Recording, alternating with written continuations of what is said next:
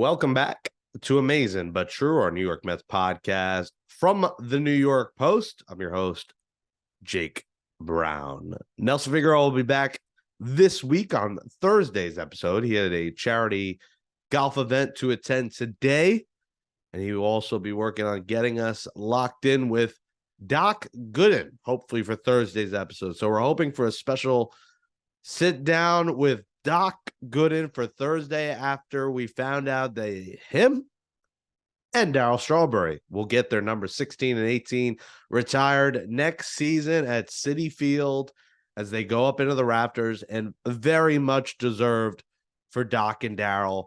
They, I believe, will be separate days they do it, but of course they were announced together, which made sense to do that. You don't want to announce one and then be like, what about Darryl? What about Doc? So we love Doc, friend of the program, has been on the show many times, and we're hoping to have him on for Thursday's episode. So Figgy will be back for that one.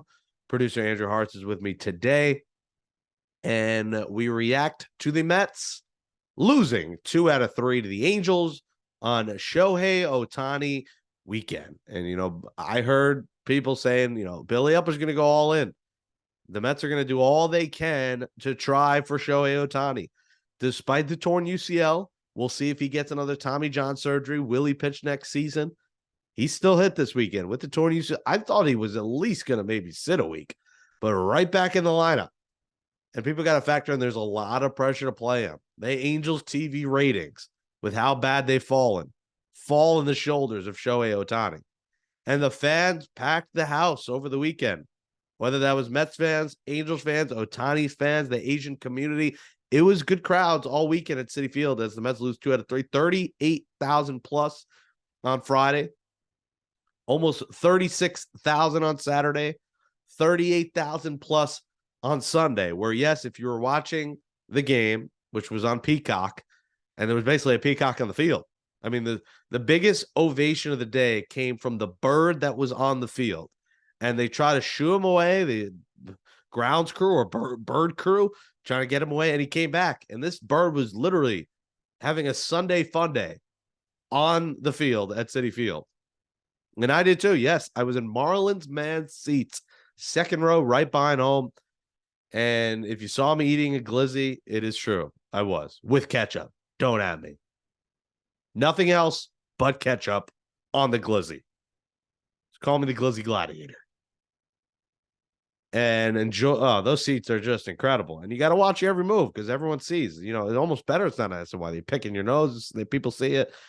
I did have a towel on my head. I put some water in the towel, just kept it on my head like a wig. It was hot. It was a hot one out there. But Marlins, man, he's got season tickets there, but barely shows up. Just gives his tickets away. Gave to my friend Alyssa, and we enjoyed the game. We enjoyed an Ortega sauce walk-off. I was like, please bunt, please bunt, please bunt. And it drops in. Renfroe couldn't get it, and somehow it falls. And probably would have been, with the Mets' luck, if he catches that, they get thrown out at the plate. But it falls, and the Mets avoid getting swept. And, Ortega's at least trying for a spring training invite, whether it's the Mets, probably somewhere else. But a guy's going to try to fight here to try to get on a roster spot. We'll see if he plays in September. The Mets also catering to Shohei Ohtani. Friday night, coincidental timing, it's Senga versus Ohtani, but it's also Japanese Heritage Night. And then Sunday was Taiwan Day. So, they did all they can. They had the cheerleaders out there. They had the mascots, everything for Ohtani for the weekend.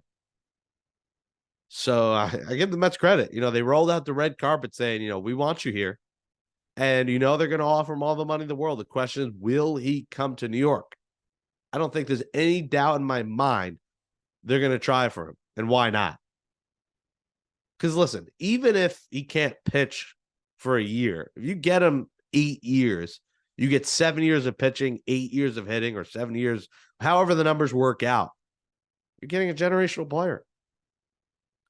Over the weekend you saw it. He broke the Coors Light scoreboard. LED light with 107 mile per hour foul home run. He didn't kill it over the weekend. He went 3 for 9 with 5 walks, but he did have a triple, a double, 2 stolen bases, 3 runs scored. He was on base in 8 of his 14 plate appearances. And you see what he brings to the table. And you could see why the Mets should offer him a lot of money. But it did suck here in the news about the torn ACL, because you're like, damn, this guy was about to get a bag, and he still is. But there might be teams that shy away now. They're like, if he's not going to be the pitcher that we want next season, along with hitting, I don't know if we want to give him 60 plus million a year for nearly a decade. So that's going to be very interesting to watch this offseason. A very intriguing offseason for Ohtani, and a very intriguing offseason for the Mets on Sunday, as the Twitter sphere broke when Bob Nightingale, who does not have the greatest track record of being correct, the joke is when Nightingale says that the opposite happens, he put in part of his column, it wasn't even a headline, it was like in part of the column, all-star first baseman Pete Alonso is expected to be traded by the New York Mets this winter. Several executives insist after conversations with the Mets. The Mets have informed teams that anyone that isn't under contract after 2024 will be available. And they have not come close to reaching a contract extension with Alonso in past years. He's a free agent after the 2024 season. The fact that they had every opportunity to sign this guy and didn't speaks volumes about his future, one NL GM said. So I'll get to that in a minute, because that is the big story of the day, of the week, of the year, is Pete Alonso. But the Mets now in last place at 60 and 71. They have Mike Piazza games to go, 31 games left. They play the Rangers this week for 3. No Max Scherzer this week. The giveaway of the week, MLB Network hat. Not much to get on Wednesday. It'll be Gray versus McGill Monday, Haney versus Quintana Tuesday, and Dunning versus TBD Wednesday. Off day Thursday. We'll drop a pod Thursday, hopefully with Doc Gooden. And then the first place Seattle Mariners will come to Citi Field over the weekend. And Saturday is the corduroy hat, which is kind of cool. Might go for that one. And Friday marks September 1st. Will we finally see Ronny Mauricio, who is 22nd homer on Saturday on a curveball? He said he can't hit off speed stuff. The curveball, he crushed it to right field. And he leads the International League in hits. I mean, what else does this guy have to prove? And you have the perfect time Friday to sell tickets by bringing Ronny Mauricio up and inserting him in the lineup. Get Mauricio up here. Get Beatty up here. Stop with Danny Mendick. Stop. Just stop it. He's a 180 hitter. He's a bum. He's no part of your future. Stop it. Vientos is back up, but play Beatty, play Mauricio. If you want to play Vientos and you find a spot for all 3, so be it. But September has to be, there's no more excuses. Stop coddling Ronny Mauricio. If you don't believe he could be a big leaguer, let's see it before you tell us that. Call him up Friday, put him in the lineup, and listen, there's going to be less than 20,000 people there this week. So if you want people showing up on the weekend, and what's one, maybe the final weekend, Labor Day weekend, and March, school's coming back. It's really the final weekend. People are out and about living their lives. A lot of people will be away, I'm sure. But for the people here, you want them showing up, bring the kid up, see what he's got. Do it against the first place team. Give him a little test. Put him against a potential playoff team. Start him at home. See what he's got. A little pressure on him. Fans cheering him, looking for something, looking for the future. Call him up. It's getting absolutely ridiculous if it doesn't happen next weekend. Because it doesn't happen next weekend, then you're like, is it going to happen this year? And if it does, maybe it happens after the season. The Syracuse Mets are a minor league playoff team. So maybe when their minor league season ends, it happens. But, why keep waiting? The Syracuse Mets do not need him. The New York Mets do. And he might be part of this future, but we just don't know yet. So it's getting out of control. But that's the current state of the Mets. They're a last place team now behind the Nationals. They're around that 6th area in the draft. Do they drop 10 spots? It's too early to start analyzing that. But, Ohtani showed his colors over the weekend. Carlos Carrasco showed it might be time to just call it a rest. shut him down for the year. The worst ERA in baseball among pitchers with 90 innings with a 6.8 ERA. I don't know how Drew Smith's ERA is sub 4. He gives up a homer on Sunday. I mean, this guy sucks. He just gives up so many homers. And the Mets can't even consider him coming back. Find a way to get rid of him. How his ERA is 3.94 is beyond me. Because he is like the Hansel Robles, it feels like. And how he's only given up 6 homers is beyond me. Because it feels like he's given up more. His stats look a lot better than how it feels. Like his career 3.43 ERA, it does not feel like he's pitched that well. Just send him packing, please. Enough is enough with Drew Smith. You know, he needs the sticky stuff. He can't live without it. But a pretty uneventful weekend in terms of the Mets. They win 1, lose 2. You get a Lindor homer. You get the Ortega walk-off. And that is the current state of the Mets. Senga is just absolutely incredible. The ghost forkball. And, you know, he has 10 through 6 2/3. He's been the storyline of the Mets. He's carrying this team. And he is the bright spot going into 2024 we have to look forward to. You know, the voucher after the 3rd inning Friday with that ghost forkball, and my friend Allie, shout out to Allie, loyal listener to the pod. Her dad doesn't want, so they're going to give me the ghost forkball, the glow-in-the-dark ball. Mayhem getting out of there for people getting that voucher. You knew that would kind of end ugly. But I think a large majority, or the reason they did that, was so people didn't throw the ball in the field, because the Mets play, they might have, kids might have, adults might have, drunk kids might have. So they said, we don't want to give this ball out before the game and risk, you know, having our security have to go out on the field and get these balls. So you get it. I don't think that's a new Mets promotional thing they're going to do. I think that was a one-time thing. The Ohtani mania, it being a ball. I don't think with the corduroy hat, it's going to be voucher after the 3rd inning. Part of it, I thought, was to avoid people going in and out and getting 10 of them, because people do that. They get a $5 ticket, they go in, they leave. They go in, they leave, or they just go in and leave. They just get the promotion, get out. But a lot of people sell it on eBay. They go in and they have a bag, they get 10 of them. They get 15 of them. You know, Sunday's tickets are $8. Friday was 19, I believe, to get in at the last minute. So I think that was the reason. I don't think the Mets are changing the system. You know, I've argued on the show, make it 25,000. It doesn't seem like that's going to happen. It's going to be the 15, but I don't think it's going to be every giveaways of vouchers. We'll see. I mean, I really doubt corduroy hat, the hockey jersey, they're going to make you, because I think they saw the bananas land that happened, because it was only in the rotunda as well. So everyone crowding the rotunda for a voucher. Because, you know, it was Ohtani, so not a ton of people were going to leave after the 3rd inning. You know, the smart ones might have. They said, let me get out of here and beat the crowd. But towards the end there, it was absolute bananas, and I don't think they want that again. So I think that was a one-time thing for that. Amazing But True podcast. Jake Brown here, producer Andrew Harts, at Jake Brown Radio, at Amazing But True. Watch us on the New York Post Sports YouTube page. Give us a thumbs up. Comment below. What do you think of the Mets? What do you think of the Pete Alonso trade rumors? And Harts, I'll bring you in to react to this too. And, you know, for the fans saying, I'm giving up on the team, I quit on the Mets, I'm never going back again if they trade Pete Alonso, slow your roll.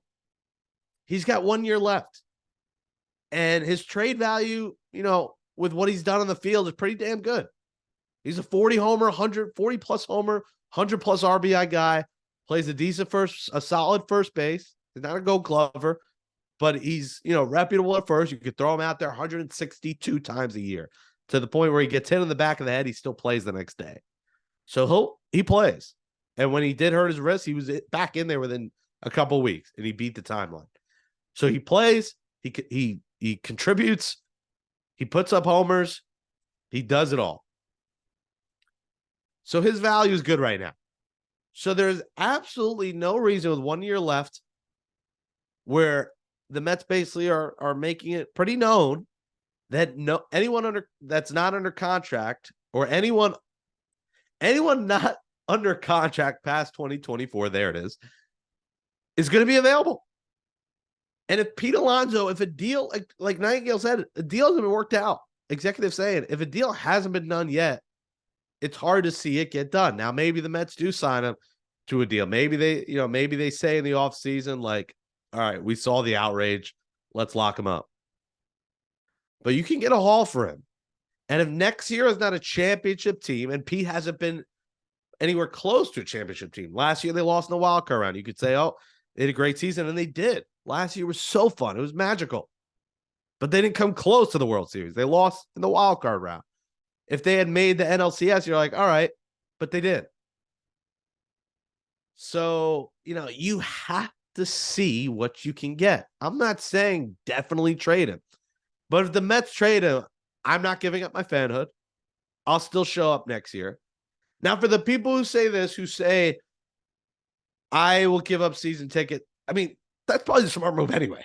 Like, I think season tickets is a stupid investment.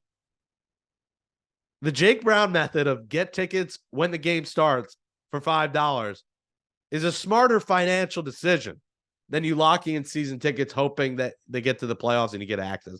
There are always tickets available. Sure, when playoffs come, it might be pricier if you get them on the secondary market than if you had them locked in through the Mets. But think about all the games you lose money on if the team isn't great all year. Think about all those weekdays that sell for $5 that you bought for $45 if you have a good seat. So I think the season ticket thing is like, I'm a fan. I'm a season ticket holder. And that's great. If you are, props to you. I don't got that kind of money. I'm sorry. I know people think I'm rich or something. I am not rich and nowhere close to it. So that's why I go for the secondary market cheap ticket. So if you have the money, wherewithal, and you have the pride getting season tickets, that's smart. But for you to be like, I'm only dropping the season tickets if they trade Pete Alonso, I think you gotta have a little bit of a reality check. And I know there's a large fan base who says, I'm not renewing if Alonso's not here. They can still be good without Pete Alonso. They can still be a playoff contender without Pete. I'm sorry. And we'll see what they do. We got to see how the offseason transpires. But they still have all the money in the world. They've improved the farm system a little bit here. They have a guy we'll see in like Mauricio. They're going to be in the running for Ohtani. And there are other moves to be made that can make this team a contender. On top of the fact that Pete Alonso, if whoever gets him in a trade doesn't extend him, there is a chance he'll be a free agent after 2024, and you could go get him again. So, Harts, I'll bring you in here, but I'm not going to lose. Now, here's the thing. If they trade him and they only get like Pete Crow Armstrong, I'll be a little mad. I think you have to get at least one MLB piece ready for next year and then prospects. I don't think you could just get a couple prospects and be like, all right, call it a day. You got to get a good package for him. And I don't really trust Billy Upper to get that. If Stearns is here, hopefully Stearns is involved and he gets the Mets a good package if they do it. And again, this is Bob Nightingale. It's a report in August. So let's slow your roll on, let's wait till the off season before you all lose your collective minds. But I think, Harts, you got to get the right package for this to happen. I wouldn't just trade him and just ship him away for whatever reasons there are. Here's the thing. If the Mets really wanted to sign Pete Alonso, I think it would have been done by now. And I think the opportunity was this past offseason. In the same vein, I think you could have, if you wanted to get the most maximal return out of him, it would have been to trade him at the deadline. Now, you heard the report with the Milwaukee Brewers that they were interested and that he was dangled and there's possibility there. I'm still kind of curious what the return would have been with the Brewers, because obviously the Brewers do have a couple big high-priced pieces. But there's obviously something wrong there in the Mets clubhouse with Pete Alonso, because for someone who is a stat leader, an automatic 40 home run guy at first base, he's not a butcher at first base either. He's going to give you big at bats. He's must-watch baseball. Like, he's very much the Cespedes of the Mets right now. When he comes to the plate, it's like, I got to see what Pete does, because Pete can hit a home run that's 475 feet. And that's attractive to a casual fan and to a diehard fan. So I could see why Met fans would be upset if he gets traded. But you also got to look at it. Like, why would the Mets not lock him up? Why did they go and give the big extension to Brandon Nimmo? Why was, Francisco Lindor given that big contract? It feels like what Billy Epler said about 2024, the Mets not competing, maybe he was being truthful. Like maybe that's why they don't want to have to give Pete Alonso that extra year of, some sort of security when they could easily go out, get somebody and say, all right, Pete, we'll bring you back in 2025. But I think the biggest problem right now is what is Pete's team asking for in terms of a contract extension? Now, I'm sure Pete Alonso he saw what Aaron Judge got paid from the Yankees. And, obviously that's a very attractive number. But I think when you look at first baseman is the position right now, kind of like in football with the running back, where you're starting to devalue it a little bit, where you put a guy at first base, just get him at first base, let him catch a ball and, get the DH in there and whatnot. Freddie Freeman got 6 years, $162 million. I'm pretty sure that's not getting the job with Pete Alonso done with the Mets. So is Pete taking a harder stance here with what he wants? So I think there's a lot of things at play, but I think that the thing that just keeps going through my mind is why hasn't it been done yet? So that's the one thing that I would consider if I'm a Mets fan. Like, why haven't they extended him? Why couldn't they get it done when you have the richest owner in Major League Baseball? Why couldn't that happen yet? He has a foundation. He talks about, I want to be a Met for life. I wear the pride. He says the right things. The right things are out there. But again, behind the scenes, we do not know. You're right. Like, why hasn't it been? You're right. Everyone's right. It's insane to trade him. Why has it got done? Well, there are reasons, clearly. And I think it's beyond money. Because we talk about Cohen's got all the money in the world. Well, if he does, he would have been locked up. And he hasn't been. So maybe they go out and get like a Joey Votto to replace him or something. I don't know.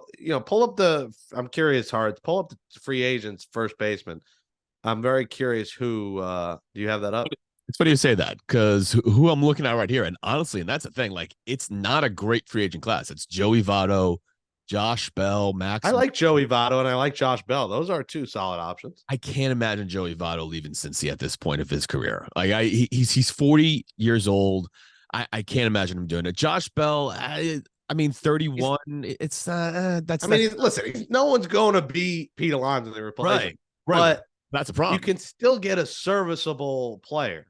I mean, the best player on this list, like I'll just roll through them quickly. Yeah, go through the whole list. Let's see. Max Muncy, former Met, Mark Hanna, Rhys Hoskins. That'll be interesting. Joey Gallo, which didn't work with the Yankees. Brandon Meyer, CJ Cron, Carlos Santana, which again, Matt Carpenter, G-Man Choi, Garrett Cooper, Gurriel, and Darren Ruff.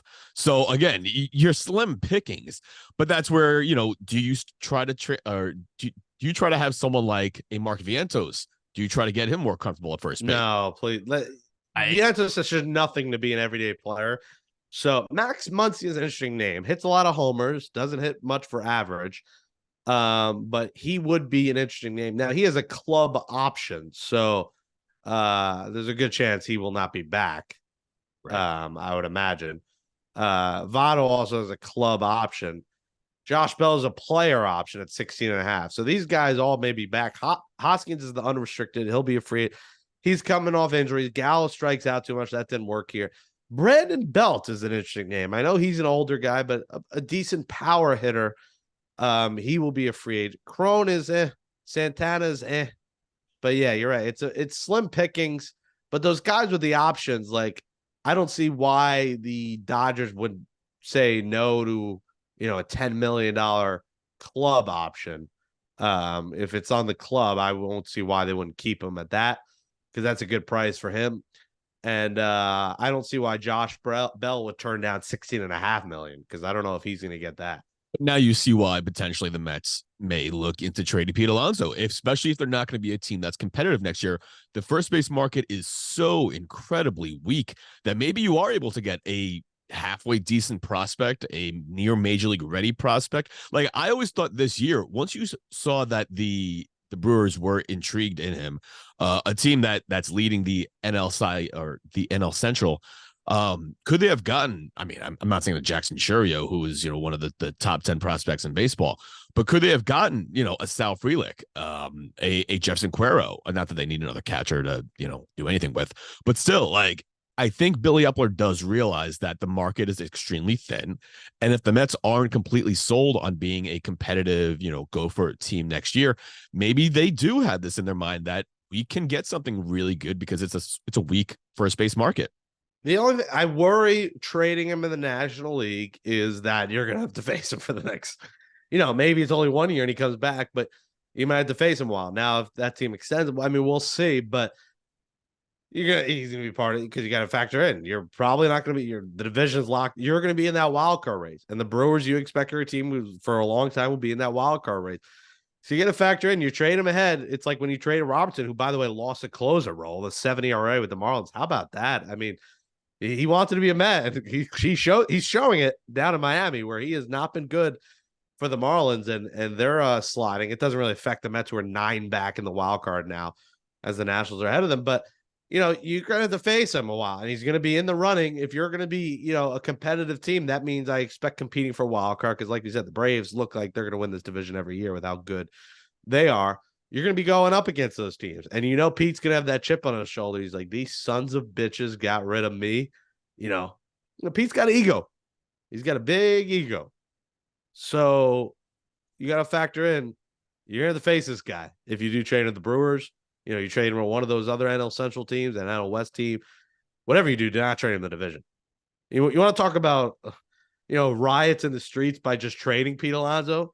You trade him to like the Phillies, say, or you trade him to the Marlins. The Nationals wouldn't get him, and the Braves don't need him, nor would get him, nor would the Mets ever do that. But if you trade him like the Phillies or Marlins, again, I don't see the Marlins doing it because they don't got the money.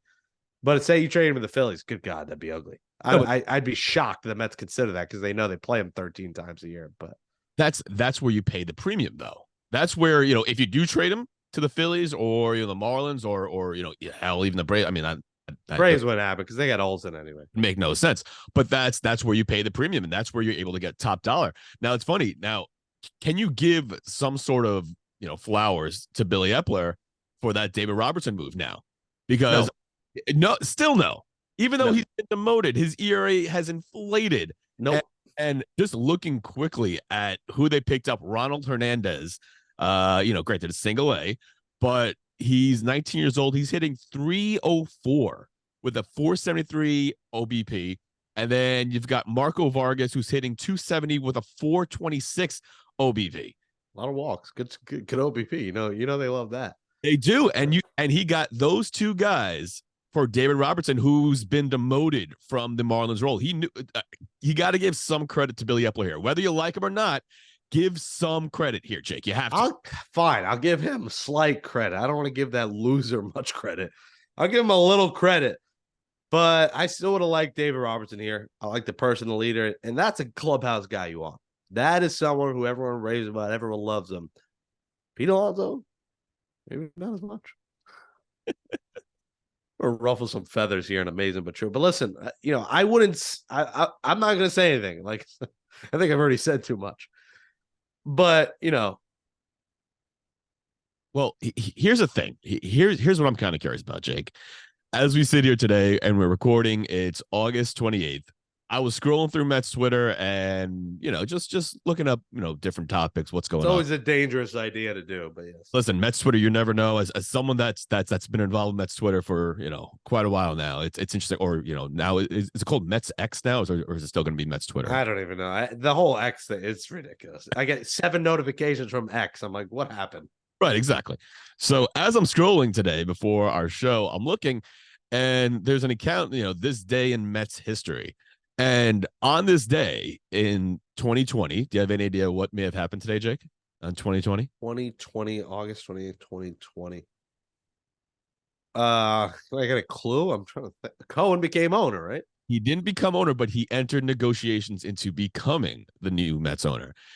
So here's what I'm kind of curious about, because I was in the car this past weekend, and of course, we're at that weird dog days of summer situation now where you have the Yankees are out of it. The Mets are out of it. Everyone's delirious who's a baseball fan. The Yankees are 11 out. The Mets are 9. The AL wild card's better, but that is unbelievable how far the Yankees fallen. And I love what Lowe said, by the way, Josh Lowe. Like, he told it how it is. He's like, games don't matter much for them. They matter for us.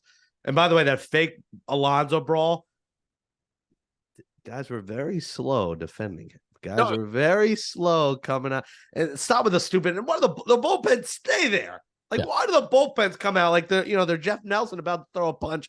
So why stay out there? I hate that's such a phony, fake fight BS. Alonso gets hit in a curveball, he gets mad.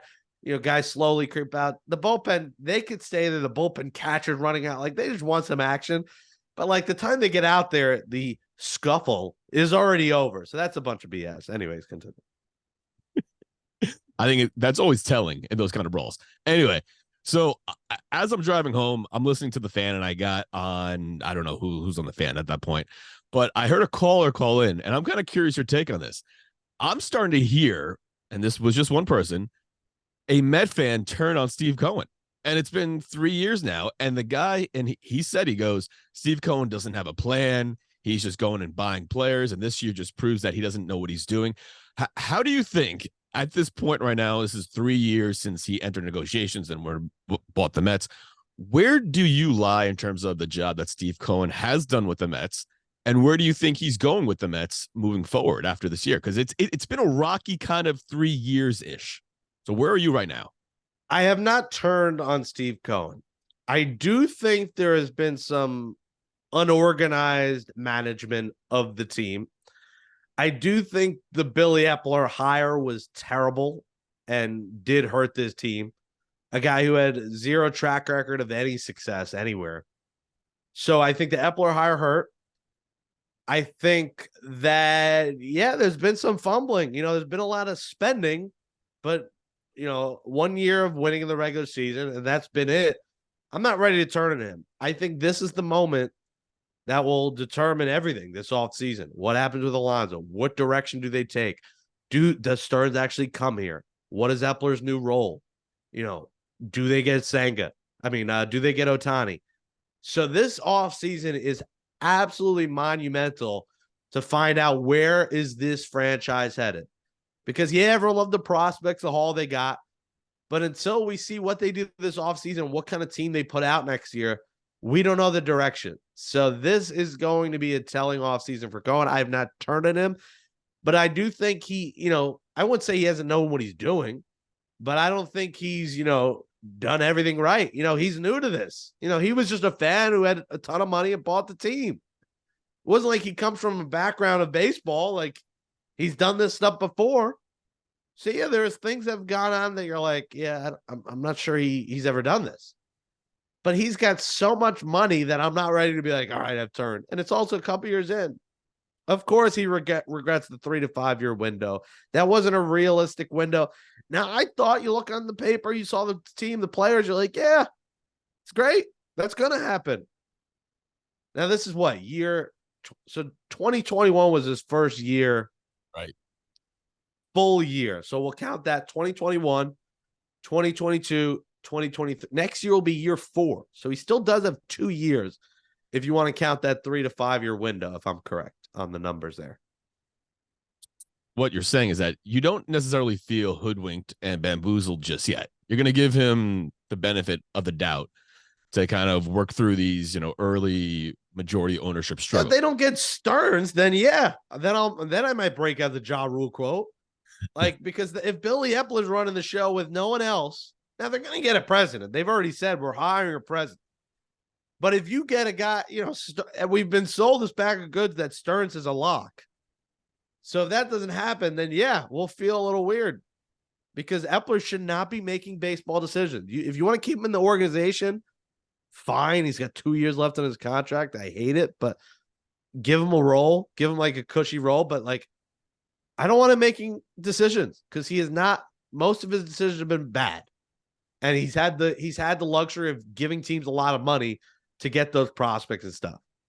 So like, if he didn't have Cohen, he wouldn't have some of the luxuries he had. If he had a different owner with less money, Epler would automatically be canned this offseason. But I think he's had the benefit that he's had Cohen, and maybe that relationship between those two is good where, he's keeping him. But no, I think it's too turn for Mets fans to turn on Steve Cohen. But again, telling off season ahead. Well, Pete Alonso expected to be traded. The Mets are in last place. The vibes are not very good in Metsland. The murky future is ahead of us. And we have 31 games left in this season. We got the Alonso storyline. We got, will we see Ronny Mauricio next weekend against the Mariners coming up here? September 1st is coming. Do we see Brett Beatty get called back up? And will we get a month of baby Mets and seeing what the baby Mets have instead of playing the Vogelbacks and the Ortegas and the freaking Danny Mendics of the world? Guy does absolutely nothing for this team and still plays. It is just infuriating. Good for Ortega, though, taking advantage of his playing time, playing a role. But again, these guys aren't part of the team next year. And McGill's got a few big starts here because if he continues to suck, he won't be on the roster next year. Quintana's got some big starts here, but we expect him to be part of the team. He's been good outside of one start. But it's been the Senga show. And, Alonso, listen to the offers. I'm sorry, Mets fans. You have to listen and see what you get. And if you don't get a great offer, you keep them. If you get a great offer, you can't refuse. You make the deal. Because Pete Alonso getting traded does not mean the Mets 2024 season's over. Does not mean the Mets future is crushed and the Mets are diminished. Good players get traded. It happens. I'm sorry. We'll close this episode of Amazin But True next. All righty, that says goodnight to episode 175 of Amazin But True, our Mets podcast from the New York Post. Thanks to Andrew Harts for helping me in producing the show. Subscribe to Amazin But True on Apple Podcasts, Spotify, Google, Amazon, wherever you get podcasts.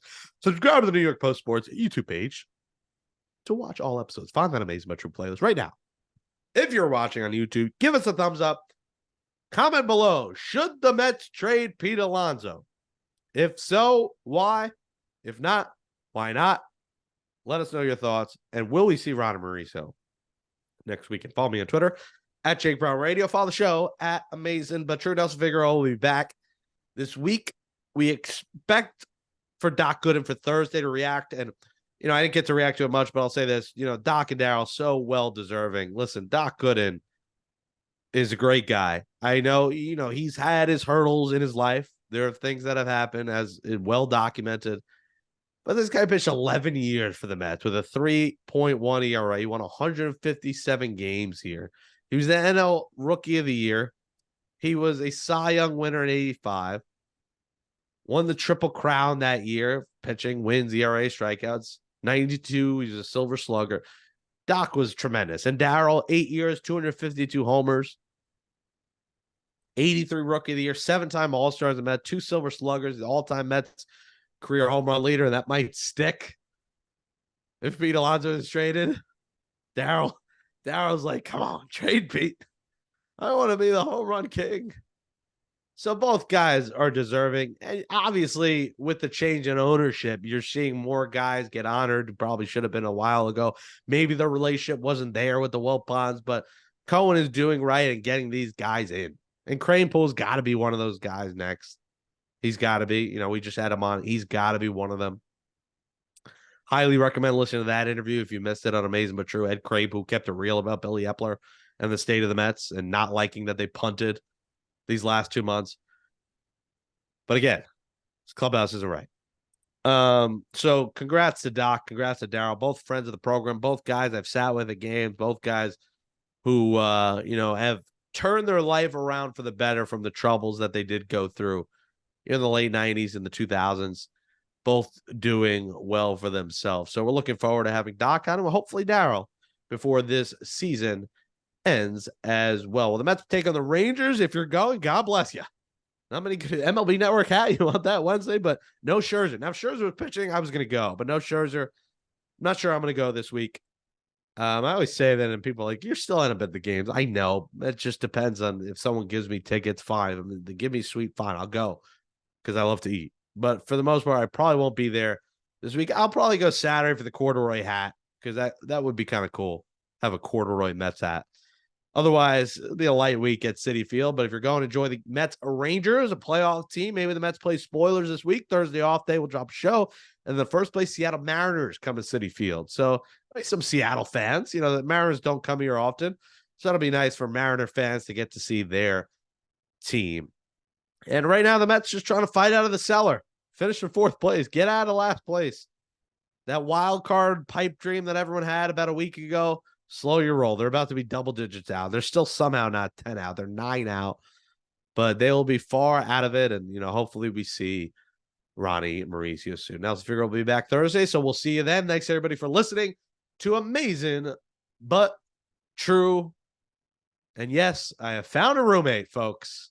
The saga is over, and we found ourselves a chill roommate, a Boston sports fan will join me in Astoria. Ta-ta, Turbo Man. We won't say let's go Mets because they suck. Good night, folks.